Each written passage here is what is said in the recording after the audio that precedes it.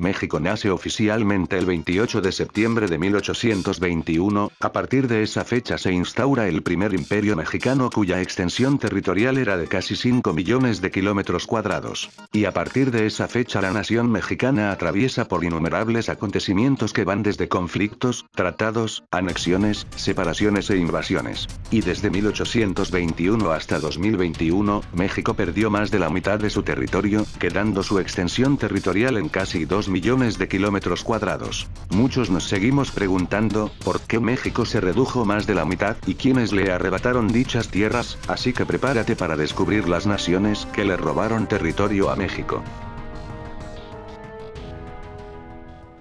Centroamérica.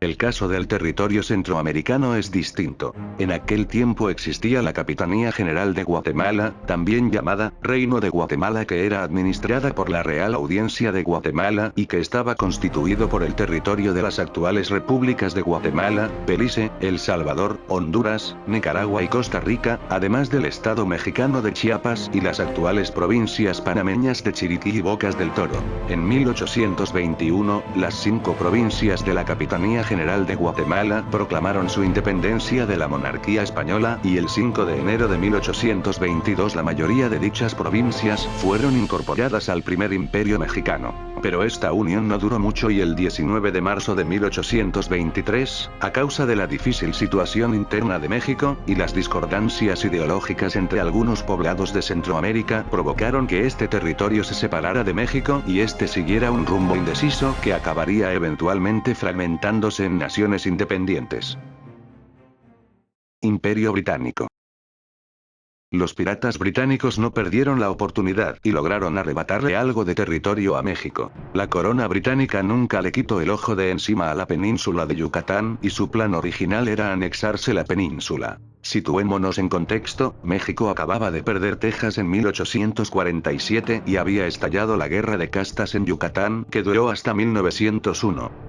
Y precisamente, esta guerra fue apoyada por la corona británica con el fin de quedarse con ese estado. Definitivamente México no tenía forma de oponerse a ello y mucho menos ir a guerra con los británicos, pero lo que sí se pudo hacer fue negociar con estos piratas.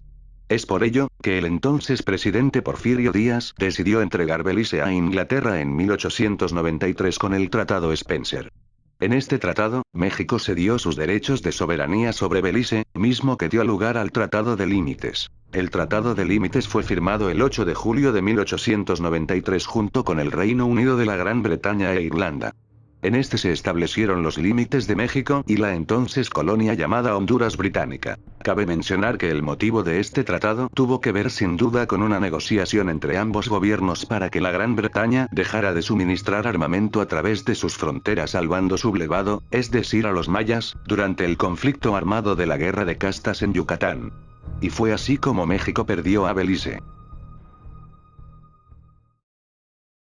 Francia.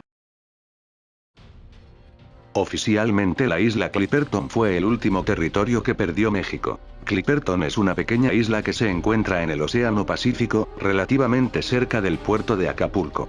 Sin embargo, a pesar de haber pertenecido legítimamente a México, le fue arrebatado de manera arbitraria y quedó bajo el poder de Francia. El atolón Clipperton es pequeño, mide alrededor de 5 kilómetros de longitud y 2 kilómetros de diámetro. Este atolón fue encontrado por el explorador español Álvaro de Saavedra. Dicha isla perteneció primero a la Nueva España, que posteriormente pasó a ser el primer imperio mexicano. Sin embargo, este hecho no lo respetaron ni Francia ni Estados Unidos. Francia sostenía que había tomado posesión de la isla el 17 de noviembre de 1858 gracias a un teniente. Por lo tanto, el gobierno francés declaró que le pertenecía. Es así como 22 años después de disputas, se otorgó el poder de Clipperton a Francia. Por lo mismo, aunque la existencia de esta isla estaba contemplada como parte del territorio mexicano en las constituciones de 1824, 1857 y 1917, en 1934 se modificó la constitución y se quitó a Clipperton. Estados Unidos. Estados Unidos logró arrebatarle a México más de la mitad de su territorio. Todo comienza cuando poco a poco fueron llegando a Texas, colonos estadounidenses que, bajo la protección del gobierno mexicano, vivían en mejores condiciones que los propios mexicanos. Las diferencias se fueron haciendo cada vez mayores, hasta que en 1846 Texas declaró su independencia y anexión a Estados Unidos. México, en un intento de defender su territorio, mandó tropas comandadas por el general Antonio López de Santa Anna. Sin embargo, Estados Unidos le capturó y le obligó a firmar el Tratado de Velasco. Tal acuerdo, a cambio de su libertad, estipulaba la retirada de las tropas mexicanas y el reconocimiento de la independencia de Texas. México rechazó el trato y el Congreso estadounidense declaró formalmente la guerra el 13 de mayo de 1846. La noticia del estallido de la contienda se extendió por todo el territorio americano. California declaró su independencia en junio, denominándose República de la Bandera del Oso. Nuevo México fue reclamado por Texas y Arizona. México fue invadido al poco tiempo de comenzar el conflicto. México, con menor población y armamento, no pudo hacer nada para contraatacar la invasión de sus territorios. La guerra termina con la firma de los tratados Guadalupe Hidalgo, firmado el 2 de febrero de 1848. Y es así como México perdía más del 50% de su superficie.